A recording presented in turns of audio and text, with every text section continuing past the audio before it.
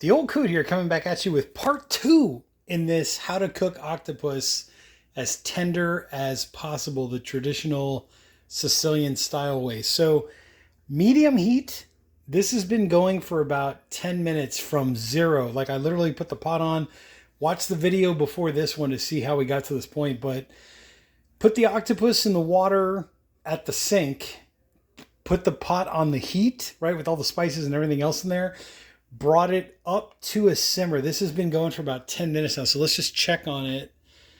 And exactly, this is where I want to be. Okay, here's some telltale signs. See those wafts of steam coming up? That's how you know you're just at like barely below a simmer and not quite boiling yet, right? Which is what we don't want. We don't want this to boil. If it boils, it's going to get hard, tough, chewy, whatever. So now I was talking about a few different secrets in the previous video, and I'm going to carry on with that and kind of refresh everybody's, if you're just watching this video for the first time, you kind of get the idea. One of the biggest secrets is vinegar. There's 1 tablespoon of vinegar in there. There's 2 octopus in there. So 1 tablespoon of vinegar for every 2 octopi. Another secret is put your octopus in the water at the sink, right? Wash it, clean it, put your octopus in the pot, fill it up with water, bring it over to your stove top, turn it on medium, let it come up to a simmer with the octopus already in there. Okay, another tip or secret is don't drown your octopus, right? I put in barely enough water to just cover the top of the legs and the body. You kind of get the idea. And if a little bit's poking out from the, above the water, that's totally fine.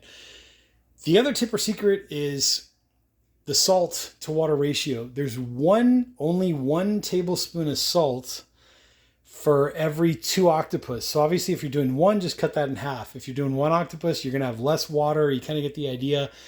But what's going on here is the salt is helping to push the vinegar into the octopus, breaking down those fibers, making them more tender.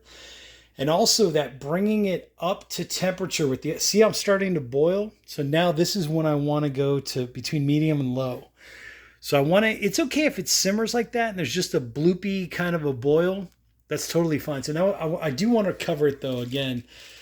So 1 tablespoon of salt for every 2 octopus. If you're only doing 1 octopus, just cut that in half a tablespoon. You kind of get the idea. So then the other secret is now I'm going to set my timer. So now that it's come up to a simmer, right, with all the spices in there and the water and the salt and the vinegar and everything else, what I did was it should be covered the whole time. I just kind of lifted the lid to show you all in this video, but basically you do want to keep it covered. You can check on it to see when it reaches the simmer. Turn your heat down to between medium and low. And now I'm going to set my timer and I'm going to go 25 minutes. Let this go for 25 minutes and let it just cook away and just leave it be. It's not going to boil over because you're between medium and low. It shouldn't boil over, but you're between medium and low right here. Let this go for 25 minutes. This now is the most painful part, is when it's reached just 25 minutes and your timer goes off, do not lift the lid. That's the first thing, because you kind of created almost like a quasi pressure cooker thing going on here. Again, that pressure and heat is what helps to force that vinegar into the octopus. As little as it is, that's all that's needed to tenderize that octopus. So I'm going to shut off after 25 minutes, right? I'm going to shut off the heat entirely, leave the lid on, leave this here for 1 hour, a full hour. And what that hour does is that hour helps those juices that are in there to settle. It kind of helps the octopus to relax a little bit and become even more tender. If I shut off the heat, right, and I'm like, oh, I'm touching it and it feels like it's done, it's too hard, whatever. Like right now, if I did that and I shut off the heat and I took it out and started cutting it, the minute I cut the octopus, what's going to happen is all that juice that's inside the octopus, inside those fibers, inside of all that goodness that is what octopus is, if I cut it right now, all those juices are going to come running out. It's the exact same thing as like a ribeye steak or like a turkey. You never want to cook it and cut it right away. You want to cook it, let it rest, and then go ahead and do your slicing and dicing and whatever.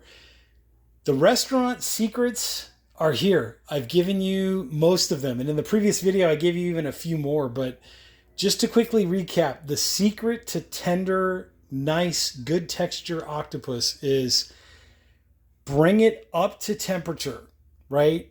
Don't just drop your octopus into boiling water. Bring your octopus up to temperature in the water. The vinegar helps. The salt to water ratio helps. And there's a couple other things in the first video you have to watch. Go back and watch that video. But the other secret is bring it up to a very, just barely boiling like you saw we did in this video.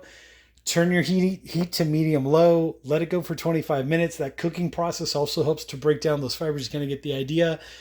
When it's done, the 25 minutes are up. You shut off your heat. Let it sit for an hour. Again, that helps to kind of stabilize the octopus, keep it juicy. You kind of get the idea. Juicy and tender is the name of the game. Okay, the whole cork question. Did I put a cork in there? No, it's a myth. The original story that was told to me, this is by the people that were doing this like 100 years ago. Like, I'm sure now they've long since passed, but when I first heard this story, I laughed like crazy. The original story was that when they were making octopus, they were so drunk from drinking so much wine that the cork accidentally fell in. And for a long time, they thought that the cork in the water is what helped to make the octopus tender. But honestly, it does nothing. You could put a cork in there if you think it's going to float your boat, but do whatever you want to do. But I'm telling you, the original story, as it was told to me by people that were doing this 100 years ago, is that they were all drunk, the cork fell in, and they thought that that was the reason why the octopus came so tender. But no, the real secret is the red wine vinegar, the 1 tablespoon of salt for every 2 octopus, the bringing the octopus up to just barely boiling, and then turning down the heat, cooking it for 25 minutes, shutting off the heat, and then letting it sit for an hour.